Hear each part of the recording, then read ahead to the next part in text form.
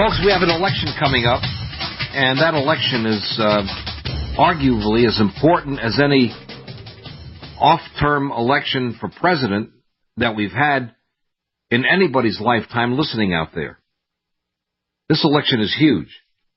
The president tweeted this: all levels of government and law enforcement are watching carefully for voter fraud, including during early voting. Cheat at your own peril.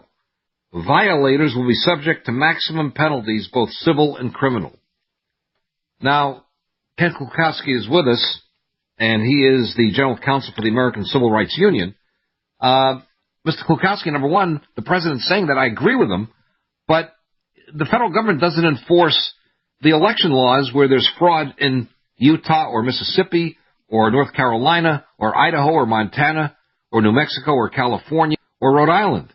It's each state that does that. So he cannot make that assurance because it's not his government that enforces the law at the state level. They can be supportive. HHS can step in and help. The FBI can step in and help. But the states ultimately bear the responsibility. Now, for example, there's a new report. This came from the American Civil Rights Union, your organization. And you say there is critical research that documents that it's easy to fraudulently vote in North Carolina because they have very few state election safeguards. And it could very well have, obviously, an impact on these midterm elections, which would be huge. In 2013, apparently North Carolina passed an election law package. It's called the Voter Information and Verification Act to reduce voter fraud. They required a photo ID, a reduction in the number of early voting days from 3 weeks to 2 weeks, and the elimination of same-day registration and voting. That did not ensure implementation. Obviously, you can pass a law all day long, but the question is whether you can, in fact, not just pass it, but enforce it. So then you had the NAACP and the Justice Department challenge the law in federal court, that it was somehow African-American citizens would be suppressed, which is actually an insult to African-Americans. What is Holder and his Civil Rights Division of the Justice Department saying? Because they went after it, and the NAACP, that African-Americans don't know how to get the proper photo ID to vote? They've got to be kidding. I mean, that's degrading to the African-American population of North Carolina. Anyway, the Fourth Circuit overturned the district court decision and adopted mechanisms with respect to the states to prevent voter fraud in a similar way. So basically the law is upheld, and other states have done the same thing. But you also, your organization points out the danger here, that there is potential fraud, which means the other states that implemented the same thing might also have problems of potential fraud. How serious is this problem? Well, it's an exceptionally serious problem, Mike, and let's hit on a few points with that. First of all, it's a bit more nuanced in terms of elections. You're right that the Constitution places the primary responsibility for elections, for the machinery of democracy on Election Day, in the hands of the states, typically under an elected statewide Secretary of State, and then under local election officials as well. But at the same time, you also have the election clause of the U.S. Constitution, which empowers Congress to make laws regarding the time, place, or manner of elections for federal office.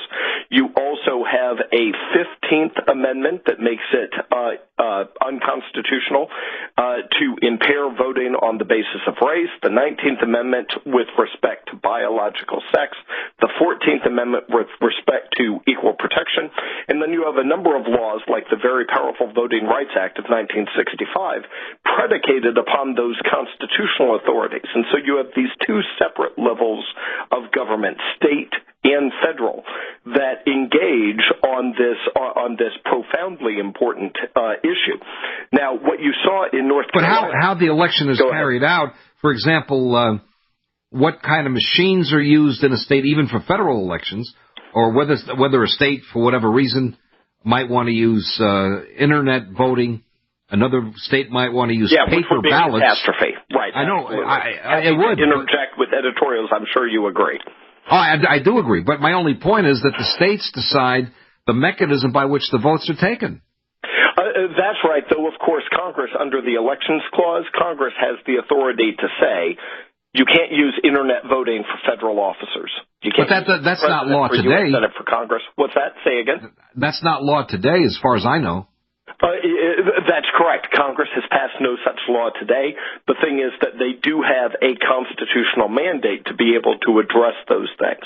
But your initial point is absolutely correct, and it's a critical aspect of federalism under the 10th Amendment in this Constitution, is that the states are the laboratories of democracy under our Constitution, and so they have extraordinary latitude in how far they can go on these things. Now, what we saw in terms of where the process goes awry, we saw in the case, as you mentioned, with North Carolina, where in 2013 you had a Republican governor who enacted this legislation with voter ID laws and other provisions to safeguard the integrity of the ballot box.